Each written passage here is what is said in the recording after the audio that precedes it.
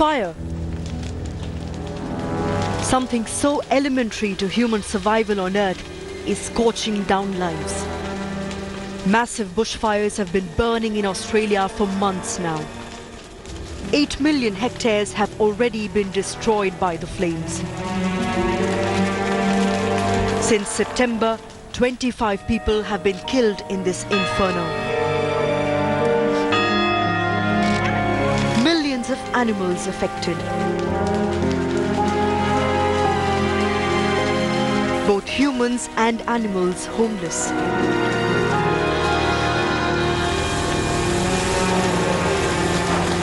Entire regions left without power.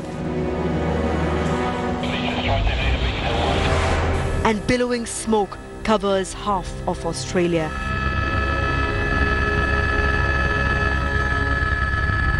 But devastating fires in the form of severe wildfires has increased in frequency around the world.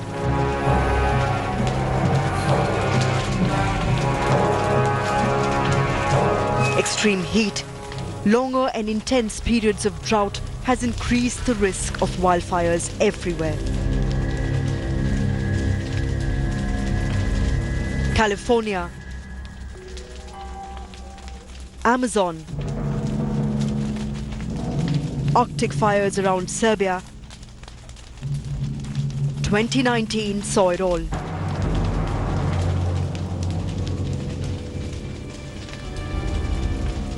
And the link between this devastating trend and climate change just grew stronger.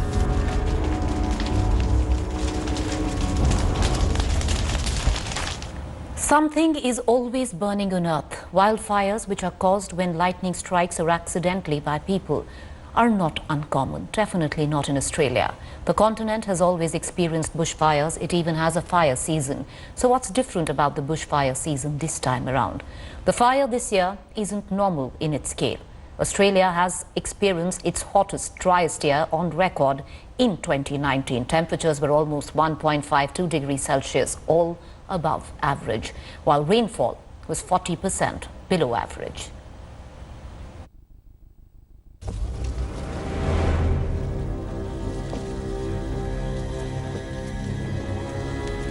Months of extreme heat, an intense drought created the perfect ground for summer bushfire raging across Australia. Australia experiences bushfires every year, but this time they are particularly extreme. It started in September, and in the months that followed, every state and territory in Australia has experienced, and some of the worst affected areas have been along the eastern and southern coasts where most of the population lives, including areas around Sydney and Adelaide.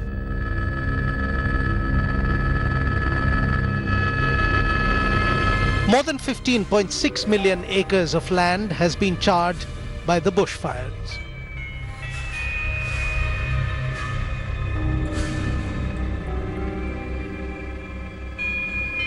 New South Wales has been the worst hit.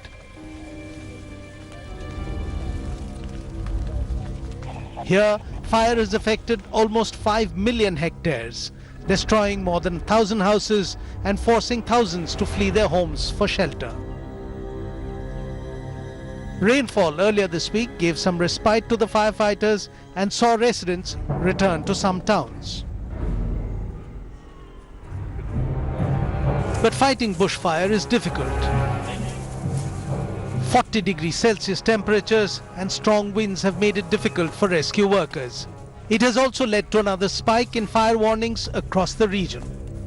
And professional firefighters aren't the only ones tackling the fires. Volunteers from across Australia and the world have pitched in. Rescue operations are being handled by Australia's police, military and the Navy. The fire has also singed Australian Prime Minister Scott Morrison and his Conservative Liberal National Coalition government. Angry locals in areas devastated by the bushfire for not handling the situation well as being absent for too long. Videos of Morrison being heckled as he surveyed towns affected by bushfire have surfaced on social media. Scott Morrison's government has come under strong criticism from its opponents and climate activists for not doing enough against climate change. Australia being one of the world's biggest per capita greenhouse gas emitters. The blaze turned the skies orange and made breathing in Sydney as bad as smoking 37 cigarettes a day. While the fires were mainly caused by drought and extreme heat, according to the police, dozens of people are directly to be blamed for some of the problems. At least 24 people were charged for intentionally starting bushfires in the state of New South Wales. The bushfires have displaced thousands and affected the economy of Australia as well.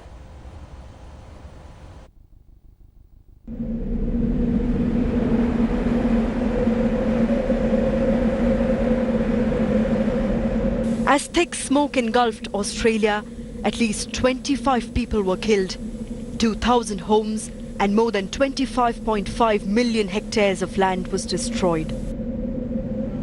Australian Ron Stone Street sifts through the rubble of what is left of his home for 35 years after a bushfire went through it.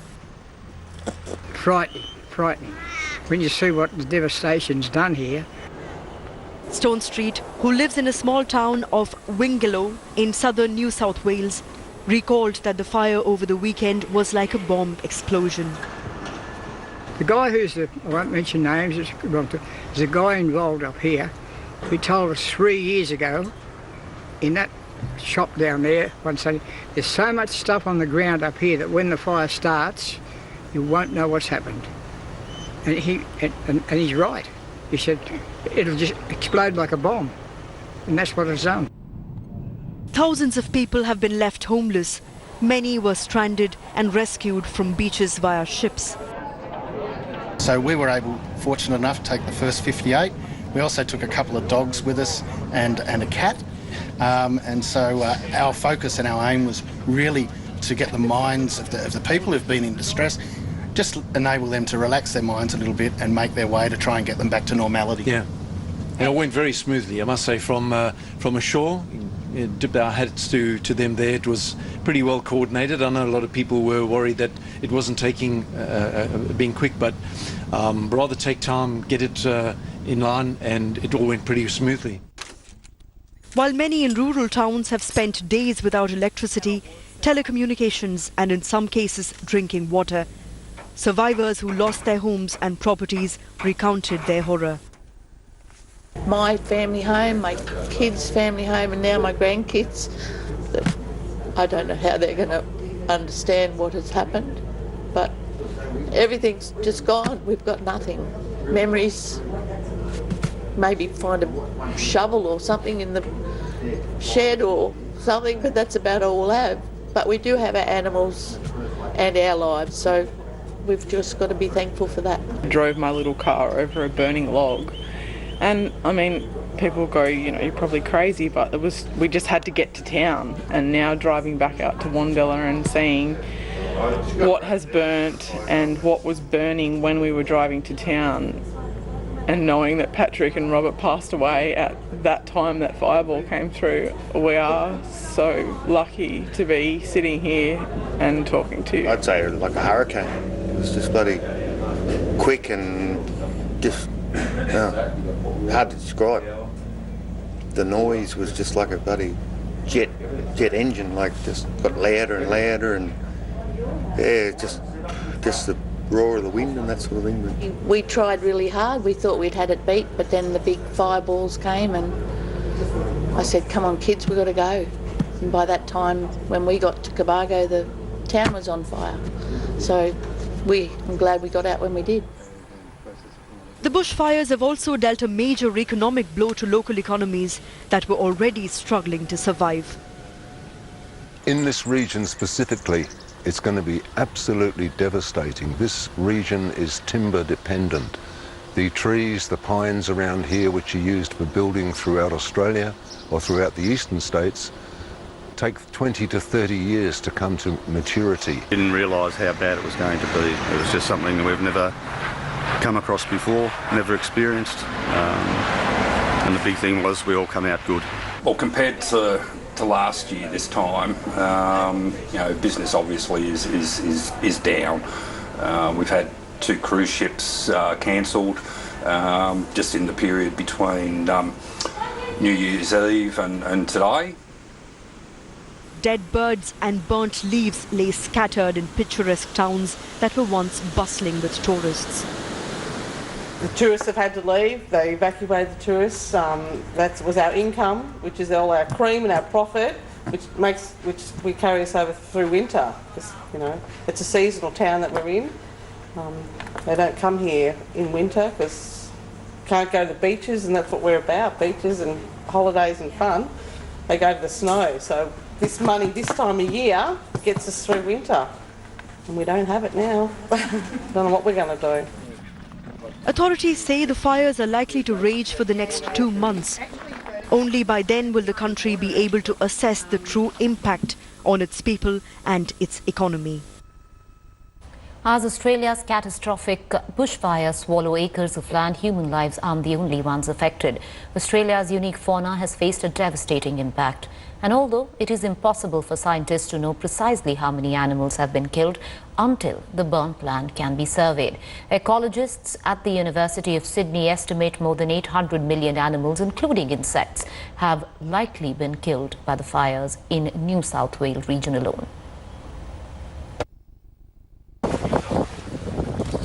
Blood-red skies, families escaping flaming shores, charred wood as far as the eye can see. An eyewitness shared footage of dozens of kangaroos hopping up a smoky hill as the bushfire crisis continued in Australia. The video posted on social media showed dozens of kangaroos hopping through the smoke-filled Monaro grasslands near Bredbo in New South Wales. Australia's bushland is home to a range of indigenous fauna, including kangaroos, koalas, wallabies, possums and wombats.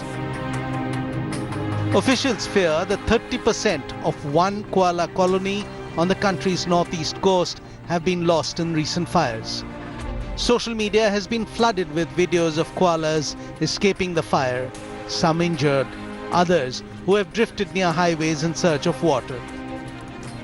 Authorities have no exact figure on how many native animals have been killed, but experts say it is likely to be in the millions.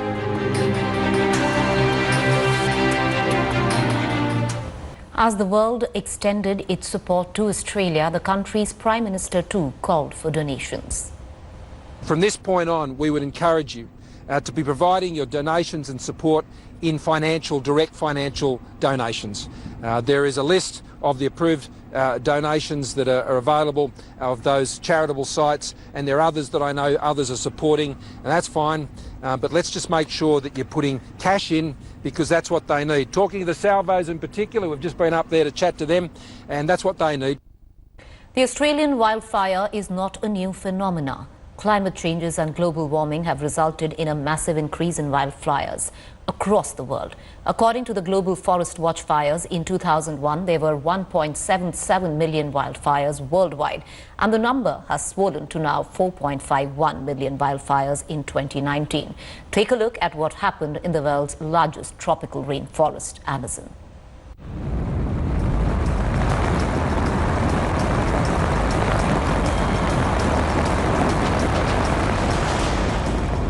The month of August 2019 was a real awakening for the world on the issue of climate emergency.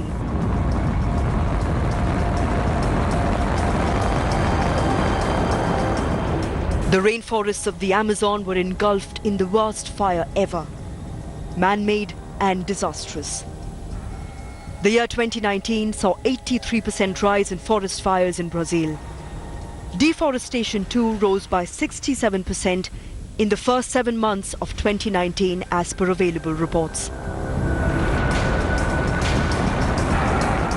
What has been unsettling about the Amazon fires is that while some were because of natural causes, most had been started by farmers and loggers clearing land for crops or grazing. While the fires burnt away forests that had been around from before human civilization, It did lead to massive protests by local inhabitants and environmentalists.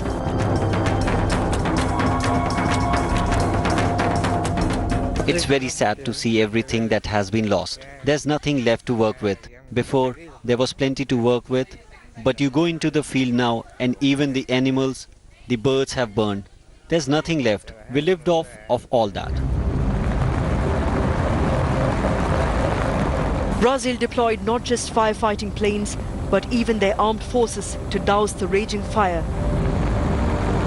And troops were deployed to take control of the situation as the Amazon burned. The worst ever fire in the Amazon saw concerns spreading to different parts of the world, with many coming forward offering to help.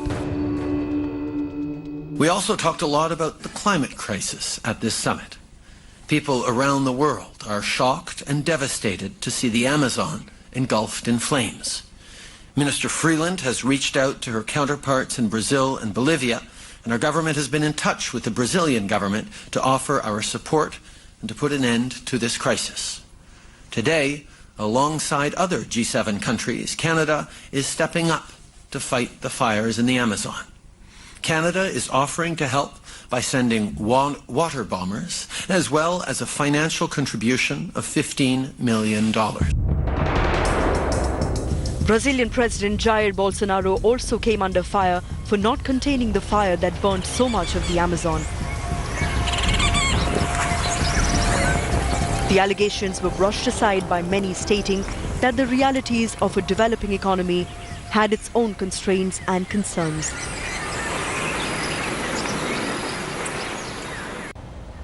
October 2019, amidst unprecedented bone-dry winds, California erupted in slow motion. Firefighters contained one fire and soon another one would ignite. Though this season wasn't as bad for California when compared to the previous years. In 2019, roughly 20 lakh acres of land burnt compared to 7,65,000 in 2018 and 5,25,000 in 2017. If compared side by side, this is the scale of three biggest forests in recent years. The yellow box represents Australian fires, the red one, Amazon fires, and the small grey box is the scale of the Californian fires. When you look at a country like Australia, so dependent on natural resources, fossil fuels, it's really difficult to go against that political tide. But I think that being said, it's not just an Australia problem. Look at the wildfires in California. Look at the hurricane damage in places like Florida. And it's a juxtaposition of different factors: economic development, politics, climate change. And I think this is a classic example of what's called the tragedy of the commons, meaning, say Australia was able to muster the political will to eliminate, all forms of global warming, right? Other countries would say, well, we probably can't do that right now. So it takes unified action, and unfortunately I think that will be quite difficult. With that, it's a wrap on In Depth. Do stay with us. News and updates continue on the other side.